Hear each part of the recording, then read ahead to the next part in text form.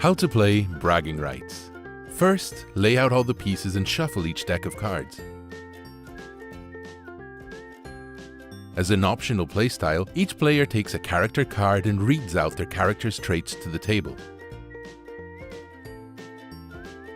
Each player takes street cred tokens up to the number of players +1. For example, 5 players would receive 6 tokens each.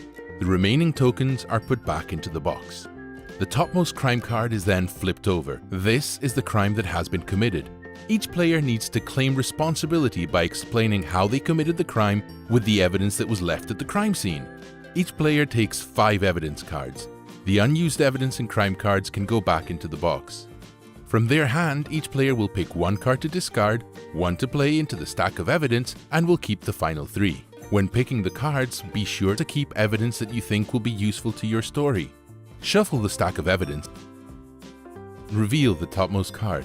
The first player is whomever most recently committed a crime. Anytime an evidence card is revealed for the first time, other players may choose to replace it with evidence from their hand until the first player begins their story, becoming the braggart. The braggart explains how they committed the crime, leaving that evidence behind. Going clockwise, each player takes turns being the braggart, explaining their own version of the story.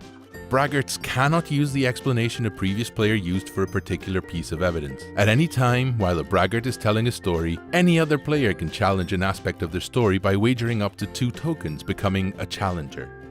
The challenger places their street cred in front of the braggart and questions one aspect of the braggart's story. The braggart will defend themselves. All other players vote on whom they think won the challenge. The challenge winner receives the amount wagered, if the other player has that amount. Remember that you can also challenge without any tokens, but must wager at least 1 if you can.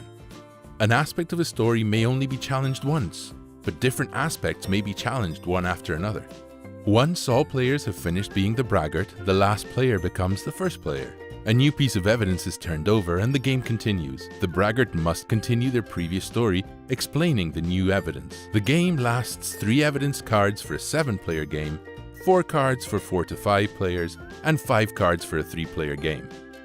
At the end of the game, all players vote for the player they think has the best story. You cannot, unfortunately, vote for yourself.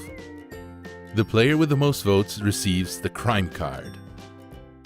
The crime card is worth 1 point for each player in the game. Each street cred token is worth 1 point. The winner is the player with the most points.